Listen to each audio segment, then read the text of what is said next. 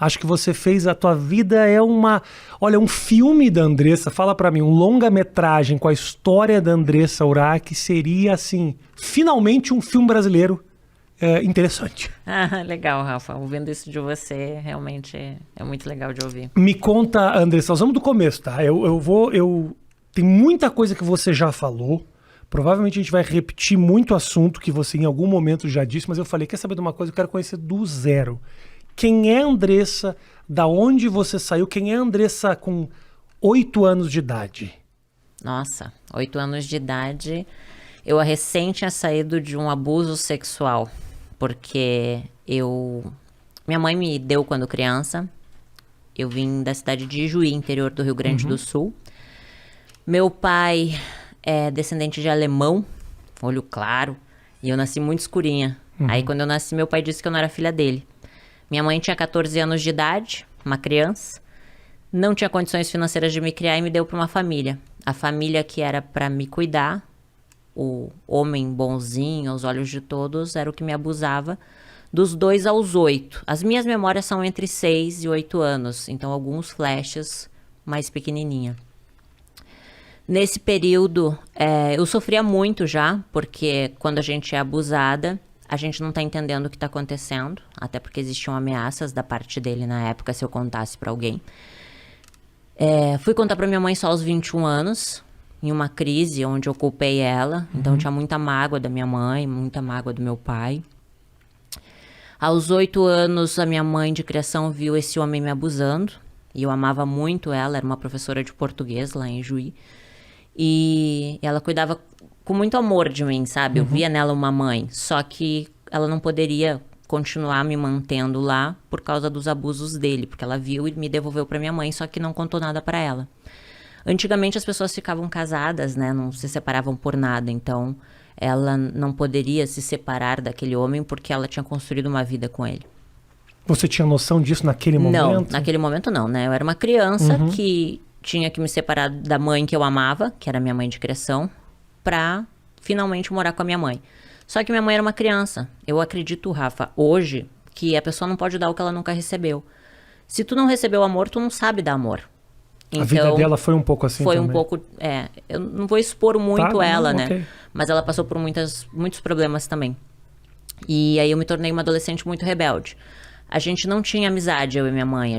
Ela brigava muito comigo, me batia muito. Então, aos 11 anos, eu comecei a fumar cigarro, beber, colocava piercing para chamar atenção. Até eu tenho a sobrancelha rasgada aqui, porque eu mesma furei a minha própria sobrancelha na frente do espelho. Botei um brinco gigante, porque eu já queria chamar atenção. Na verdade, eu queria ser amada, né? Eu buscava a atenção das pessoas, né?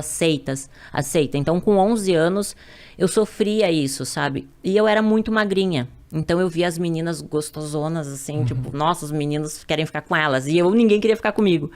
E aí eu colocava meia dentro do sutiã pra ter, sabe, peitos.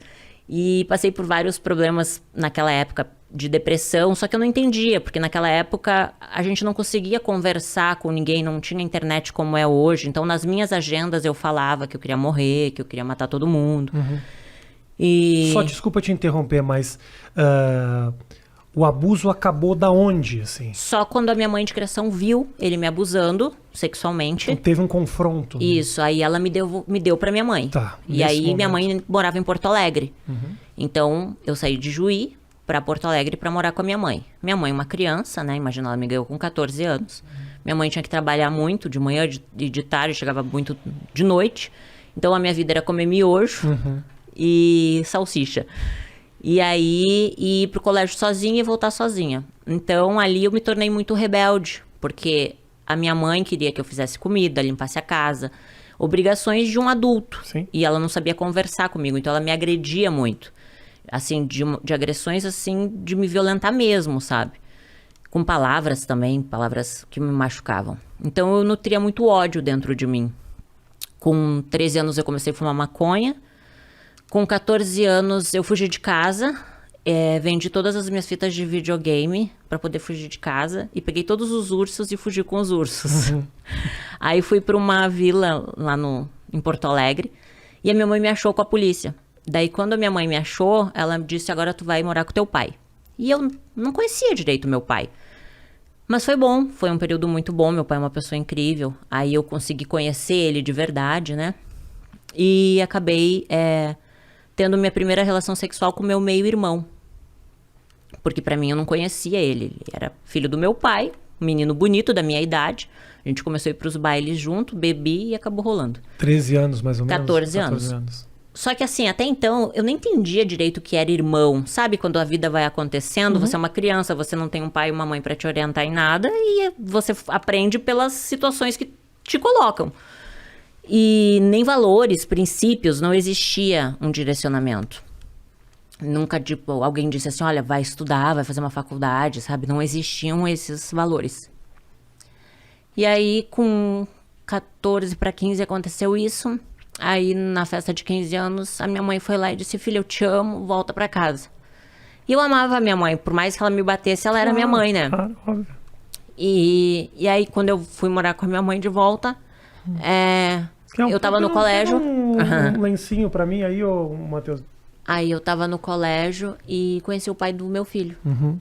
E aí na família dele eu vi a família que eu não tinha. Aquela estrutura familiar de churrasco final de semana, sabe? Os filhos debaixo da asa da mamãe. Minha sogra muito carinhosa comigo. Então eu me apaixonei pela família dele. E eu era uma criança, eu tinha 15 anos.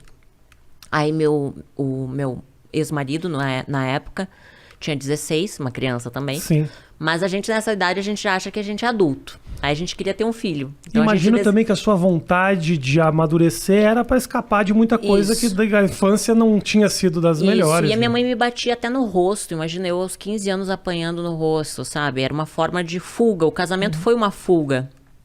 E aí eu me casei achando assim, bom, agora eu vou ter minha casa, vou ter minha família, né? Vou ter o meu filho, vai ser pra sempre. Só que quando eu me casei, eu era uma criança. Então eu morava com a minha sogra e foi maravilhoso.